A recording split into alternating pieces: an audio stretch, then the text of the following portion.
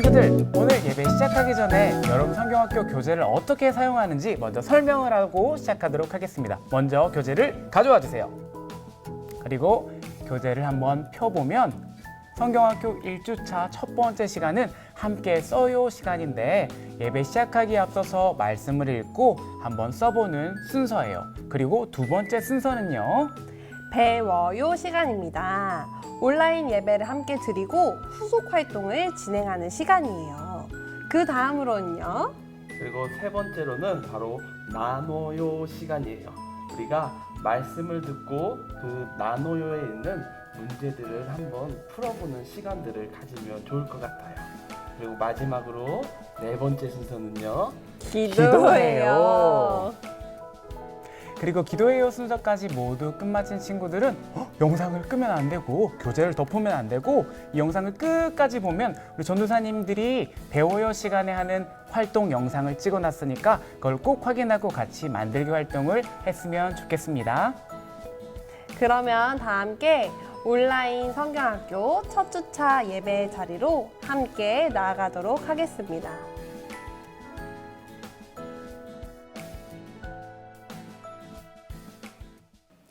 어린이 마을 친구들 안녕하세요. 온라인 여름 성경학교 첫 번째 주일 이 시간 기쁨으로 하나님께 찬양 드리겠습니다.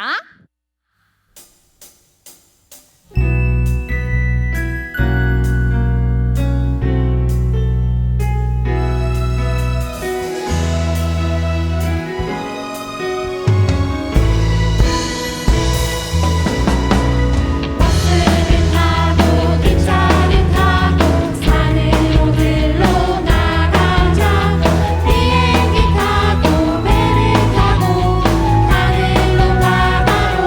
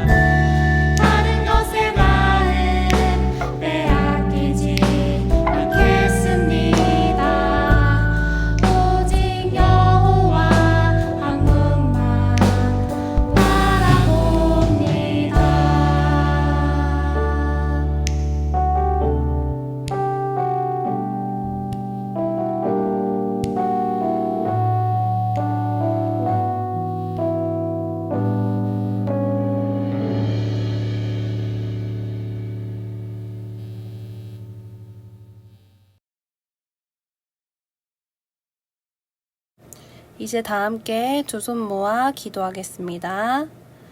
한 주간 우리를 지켜주시고 보호해주신 하나님 감사합니다. 성경학교를 시작하며 우리의 마음을 하나님께 올려드립니다. 그동안 하나님이 아닌 다른 것에 마음 뺏겨 하나님께 집중하지 못했던 저희를 용서해 주세요. 성경학교 기간 동안 찬양과 말씀과 기도를 통해 하나님의 말씀을 전하는 자로 결단하며 살아갈 수 있기를 원합니다. 하나님, 우리의 예배를 받아주세요. 예수님의 이름으로 기도합니다. 아멘.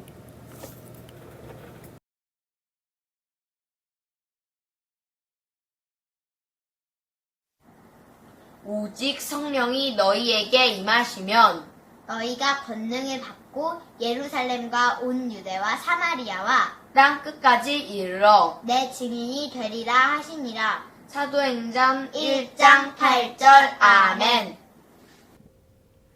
비행기 타고 배를 타고 하늘로 바다로 나가자. 복음을 들고 사랑 가지고 어디든지 가보자. 온 세상에 말씀 전하는 우리들은 작은 선교사. 어린 마을 친구들. 안녕하세요. 와, 저희가 온라인 예배 시작할 때는 막 추워가지고 기뻐 입고 맞아요, 겉 기뻐. 입었었는데 맞아요. 어느덧 여름이 됐어요. 아, 그렇네요. 자, 전사님들 여름이 되면 빠질 수 없는 게 있죠? 바로 여름 성경학교! 네, 코로나로 우리 친구들 온라인으로 여름 성경학교를 하고 있지만 더욱더 즐거운 마음으로 참여했으면 좋겠어요. 맞아요. 이번 여름 성경학교에는 온라인과 오프라인으로 성경학교를 진행을 하는데요. 친구들 혹시 여름 성경학교 주제가 무엇인지 알고 있나요? 전도사님들은 알고 계신가요? 당연하죠. 작은 선교사! 정답. 작은 선교사라는 주제를 가지고 바울의 이야기를 통해 우리가 여러 가지 이야기들을 함께 나눠볼 거예요. 그렇다면 바로 말씀 속으로 들어가서 작은 선교사가 무엇인지 알아보도록 할까요? 말씀 속으로 출발!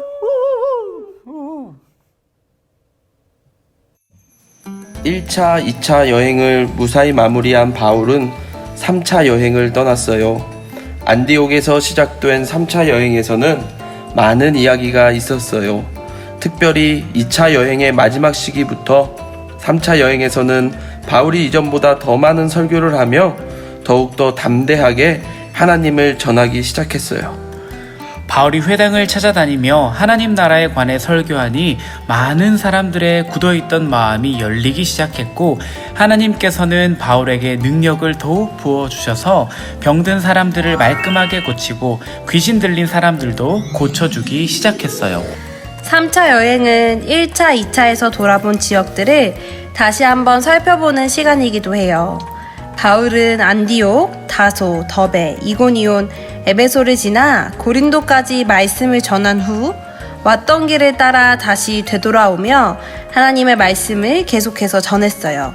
특별히 드로아에서 죽었던 유드고를 살리고 밀레도에 도착했어요.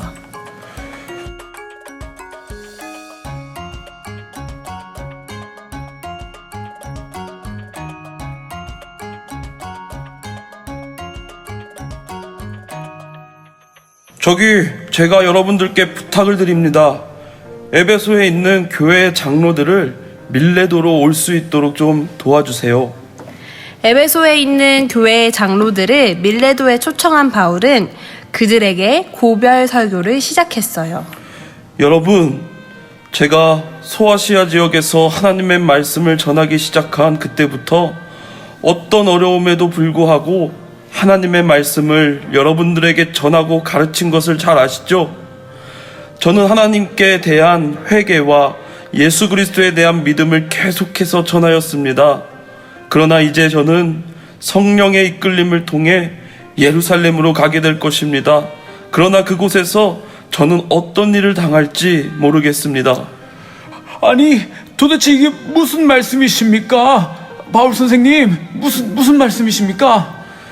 성령님께서 말씀하시기를 수많은 고난과 환란이 저를 기다린다고 합니다. 그렇지만 저는 제가 달려가야 할 길, 예수님께 받은 사명, 곧 하나님의 은혜의 복음을 전하는 일을 끝까지 잘 마치기를 다짐합니다. 이때에 제 생명까지 조금도 귀한 것으로 여기지 않을 것입니다. 바울, 저희가 어떻게 하면 당신을 도울 수 있겠습니까? 제가 여러분들에게 부탁하는 건 딱 한 가지입니다. 제가 전했던 하나님의 말씀이 여러분들을 든든히 세우기를 바랍니다. 그리고 제가 은과 금과 의복을 탐내지 않고 여러분들과 함께 나누었던 것을 기억하시며 우리 예수님께서 주는 것이 받는 것보다 복이 있다라고 말씀하신 것을 기억하시기를 간절히 바랍니다. 바울이 이 모든 말을 맺은 뒤 무릎을 꿇고 모든 사람들과 함께 기도했어요. 그들은 크게 울며 바울의 목을 안고 입을 맞춰 주었어요. 그리고 로도에 가는 배에 올라타는 바울을 근심 어리게 바라보며 배웅해 주었어요.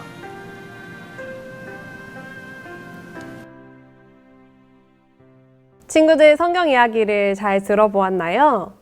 전도사님은 성경 이야기를 들으면서 바울이 예수님을 만나 변화되었던 일, 그리고 예수님의 복음을 전하는 일들이 주마등처럼 스쳐 지나갔어요. 그러면서 바울의 전도 여행의 이야기가 끝나가는 듯한 느낌도 받게 되었어요. 그럼에도 불구하고 바울이 뜨겁게 하나님의 말씀을 전하는 모습이 마음속으로 절절하게 느껴지는 느낌을 받았어요. 바울은 밀레도 설교를 하면서 이렇게 이야기하고 있는데요. 사도행전 20장 24절의 말씀을 함께 읽어볼까요? 내가 달려갈 길과 주 예수께 받은 사명, 곧 하나님의 은혜의 복음을 증언하는 일을 마치려 하면은 나의 생명조차 조금도 귀한 것으로 여기지 아니하노라. 아멘. 바울은 3차 전도 여행이 끝나고 예루살렘에 돌아가면 수많은 고난과 박해가 자기를 기다리고 있다는 것을 알았어요. 그럼에도 불구하고 아까 읽었던 말씀처럼 달려가야 할 길, 그리고 복음을 전해야 한다는 것을 깨닫고 있었어요. 그럼 우리 친구들 여기서 우리가 조금은 정리해 봐야 하는 단어들이 생겨나요. 사명, 그리고 하나님의 은혜의 복음, 이 단어를 정확하게 정리하면 좋을 것 같아요. 먼저 사명은 무엇일까요? 친구들 한번 생각해 보시겠어요? 사명이란 자신에게 맡겨진 임무, 책임을 뜻해요. 바울은 자기에게 맡겨진 사명, 그리고 그 임무를 끝까지 수행하겠다고 말하고 있어요. 그 사명과 임무가 바로 하나님의 은혜의 복음이에요. 그렇다면 하나님의 은혜의 복음은 무엇일까요? 한 번 더 생각해 볼까요? 하나님의 은혜의 복음은 바로 우리가 죽을 수밖에 없는 존재임에도 불구하고 예수님께서 십자가에 달려 돌아가심으로 우리의 죄를 용서해 주시고 영원한 생명을 살게 해주셨다는 그것이 바로 복음이에요. 그러니까 바울이 달려가야 할 길, 하나님께 받은 사명, 하나님의 은혜의 복음, 영원한 생명을 전해야 한다는 그 사실을 잊지 않고 매일매일 실천했던 거예요. 바울과 같은 사람들을 뭐라고 하는지 아나요, 친구들? 바울과 같은 사람들을 바로 선교사라고 해요. 선교사는 그럼 또 무엇일까요? 선교사란 사전적으로 풀어보면 외국에 나가 하나님의 복음을 전하는 사람, 그것을 뜻해요. 바울이 안디옥에서만 하나님의 말씀을 전하지 않고 소아시아로도 넘어가고 마게도니아에도 건너가고 또 고린도 지역까지 가면서 이곳저곳을 다니면서 말씀을 전하는 것을 보면 알 수 있겠죠? 외국에 나가 하나님의 말씀을 전하는 그 역할을 하는 사람들이 바로 선교사예요. 그런데 선교사라는 말뜻에는 더 깊은 의미가 담겨져 있어요. 꼭 외국에 나가야지만 선교사가 되는 것이 아니에요. 그럼 어떻게 하면 선교사가 될 수 있을까요? 선교사의 단어 뜻 깊은 곳에는 내가 있는 곳, 내가 살아가는 삶의 영역에서 오늘의 나의 삶에서 예수님의 복음, 하나님의 복음을 전하는 자가 된다면 그것이 바로 선교사라고 이야기하고 있어요. 우리 친구들 성경학교 제목이 무엇인지 알고 있나요? 바로 작은 선교사예요. 근데 작은 선교사는 그럼 어떤 뜻일까요? 우리는 비록 지금은 키도 작고 몸도 작아서 바울처럼 이곳저곳을 다니면서 하나님의 말씀을 전할 수 없는 것처럼 느껴지지만 오늘 내가 있는 이 자리에서 하나님의 말씀을 전하고 예수님의 복음을 전한다면 그 역할을 감당한다면 작은 선교사가 되는 거예요. 간절히 바라기는 우리 친구들이 이 성경학교 기간을 통해서 작은 선교사로 결단하고 매일의 자신의 삶에서 예수님의 복음을 전하는 사람이 되었으면 좋겠어요. 전도사님을 따라서 이렇게 이야기해 볼까요? 나는 작은 선교사예요. 나는 예수님의 복음을 전하는 작은 선교사예요. 우리 친구들 오늘부터 이어지는 4주간의 성경학교 기간 동안 작은 선교사로 내가 어떻게 살아갈 수 있을까 고민해보고 또 계속해서 이어지는 바울의 이야기를 들으면서 바울처럼 나는 어떻게 살아갈 수 있을까 고민해보는 시간을 갖게 되었으면 좋겠어요. 이 시간 두 손 모아서 함께 기도하겠습니다. 하나님 감사합니다. 우리에게 귀한 말씀을 허락하심에 감사합니다. 우리를 작은 선교사로 불러주신 주님의 뜻을 기억하며 바울처럼 목숨을 아까워하지 않고 주님의 사명, 복음을 전하기 위해 달려갈 수 있는 자들이 되게 도와주세요. 성경학교를 시작합니다. 4주간의 시간 동안 작은 선교사에 대해서 잘 생각해보고 작은 선교사로 살아갈 수 있는 우리가 될 수 있도록 주님 도와주세요. 감사드리며 예수님의 이름으로 기도합니다. 아멘.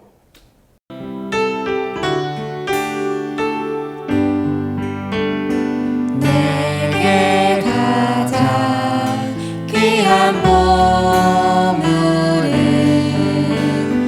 아낌없이 기쁘게 드려요. 소중한 사랑 곱게 담아 나의 전부이신 주님께 드려요. 내게 가장 귀한 보물은 아낌없이 기쁘게 드려요. 소중한 사랑 곱게 담아 나의 전부이신 주님께 드려요.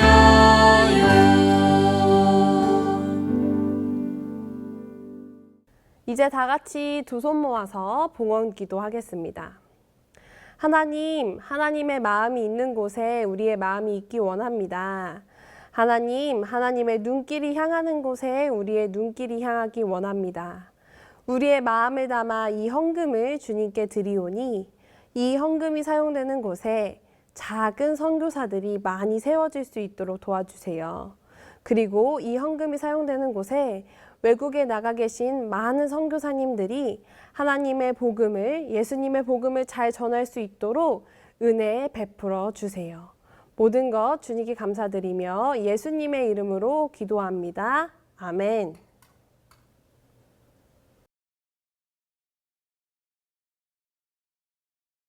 하늘에 계신 우리 아버지, 아버지의 이름을 거룩하게 하시며 아버지의 나라가 오게 하시며 아버지의 뜻이 하늘에서와 같이 땅에서도 이루어지게 하소서. 오늘 우리에게 일용할 양식을 주시고 우리가 우리에게 잘못한 사람을 용서하여 준 것 같이 우리의 죄를 용서하여 주시고 우리를 시험에 빠지지 않게 하시고 악에서 구하소서. 나라와 권능과 영광이 영원히 아버지의 것입니다. 아멘.